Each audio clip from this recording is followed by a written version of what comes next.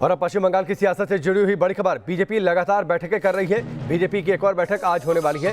अहम बैठक होगी जिस दौरान पश्चिम बंगाल की रणनीति को लेकर चर्चा होगी। गृह मंत्री अमित शाह, बीजेपी अध्यक्ष जेपी नड्डा भी इस बैठक में शामिल होंगे। कैलाश विजयवर्गीय जो कि बीजेपी के बंगाल प्रभारी हैं, वो भी इस बैठक में शामिल होंगे। साथ ही पश्चिम बंगाल के बड़े नेताओं को भी इस मीटिंग में बुलाया गया है। सेक्टर इंचार्ज और संगठन सचिवों को भी इस मीटिंग में बुला लिया गया है। पीएम के 23 जनवरी के पश्चिम बंगाल दौरे की तैयारियों पर भी इस बैठक के दौरान चर्चा होगी। जैसे जैसे विधानसभा चुनाव नजदीक आ रहे हैं, वैसे वैसे पश्चिम बंगाल में सियासी हिंसा का दौर तेज होता जा रहा है।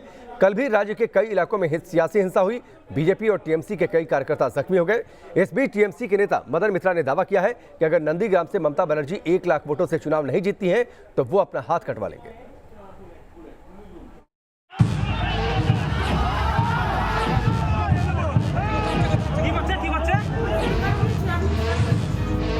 टॉलीगंज, नंदीग्राम, हावड़ा, बर्धमान, दिनाजपुर, पुरुलिया, कोलकाता, नाम गिनते जाइए, ऐसा कोई दिन नहीं जाता जब पश्चिम बंगाल के किसी न किसी जिले से सियासी हिंसा की खबरें नहीं आती।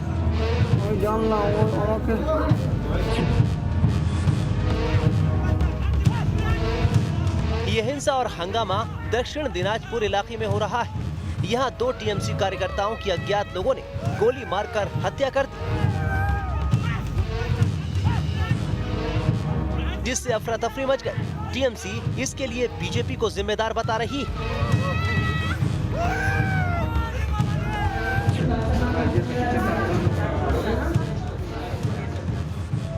अब ये तस्वीरें देखिए।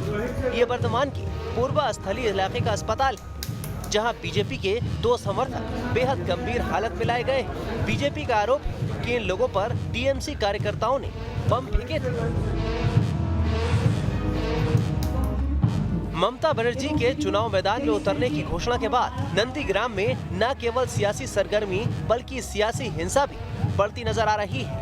यहाँ ये टकराव टीएमसी बीजेपी कार्यकर्ताओं के बीच हो रहा है।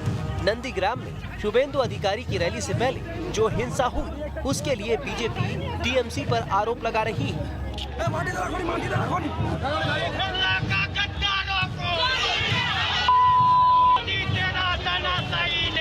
प्रचार शुरू होने से पहले जो नारेबाजी हो रही है, उसमें भी मर्यादा की तमाम सीमाएं लांघी जा रही हैं। ये नारे टीएमसी की कोलकाता रैली में लगाए गए, जो सुनने लायक भी नहीं।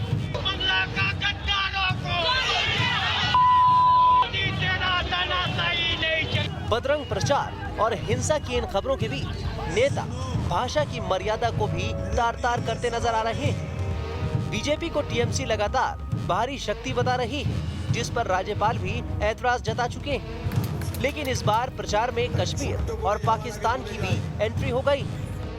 एक टाइम का आवाज था पाकिस्तान, दूध चाहो तो खीर देंगे, कश्मीर चाहो तो चीर देंगे। और आवाज आज कोना से उठ रहे हैं। सुनो बीजेपी वालों, दूध मांगो तो खीर देंगे, अगर बंगाल मांगो तो चीर देंगे। मदन मित्रा यही नहीं रुके। उन्होंने नंदीग्राम से ममता बनर्जी को 50,000 वोटों से हराने की चुनौती देने पर बीजेपी नेता शुभेंदु अधिकारी पर पलटवार किया और कहा कि अगर ममता बनर्जी 1 लाख से कम वोटों से जीती तो वो अपना हाथ कटवा लेंगे। कल के शुभेंदु अधिकारी बोलेছে যে নন্দীগ্রামে যদি মমতা বন্দ্যোপাধ্যায়কে 50,000 ভোটে না হারাতে পারি তাহলে রাজনীতি ছেড়ে দেব। তার উত্তর দিতে আমি যাচ্ছি খেজুরি, যদি 1 লক্ষ ভোটে মমতা বন্দ্যোপাধ্যায় জিততে না পারে আমরা হাতের পাঞ্জা কেটে দেব আর জীবনে ঝান্ডা ধরব। मदन मित्रा के बयानों पर बीजेपी भी कहां चुप रहने वाली थी। बीजेपी नेताओं का दावा है कि मई आते आते मदन मित्रा की हाथ कटाने की हसरत जरूर पूरी कर देंगी। बंगाल के लोगों ने तय कर लिया, युवा समाज ने, और बहुत जल्द इन लोगों को मई महीने में इन लोगों को इनका जवाब दिया जाएगा। और रही बात हाथ काट लेने की, तो तो प्लास्टर अभी से तैयार रखें, हाथ तो कटवाना ही पड़ेगा। चुनावी हिंसा और तीखी बयानबाजी के बीच पश्चिम बंगाल में अब महापुरुषों की मूर्तियों से छेड़छाड़ की तस्वीरें आ रही हैं। ये चौंकाने वाली तस्वीरें वर्धमान के एक सरकारी स्कूल से सामने आई। यहाँ कुछ शरारती तत्वों ने स्वामी विवेकानंद, नेताजी सुभाष चंद्र बोस और गुरुदेव रविंद्रनाथ टैगोर की मूर्तियां तोड़ दी। इस सिलसिले में बीजेपी ने टीएमसी के खिलाफ पुलिस में शिकायत दर्ज कराई। इस बीच खबर है कि 23 जनवरी को पीएम मोदी कोलकाता जाएंगे। प्रधानमंत्री यहां नेताजी सुभाष चंद्र बोस की जयंती पर आयोजित प्रदर्शनी का उद्घाटन करेंगे। बीजेपी नेताजी की जयंती को पराक्रम दिवस के रूप में मनाने का ऐलान कर चुकी है।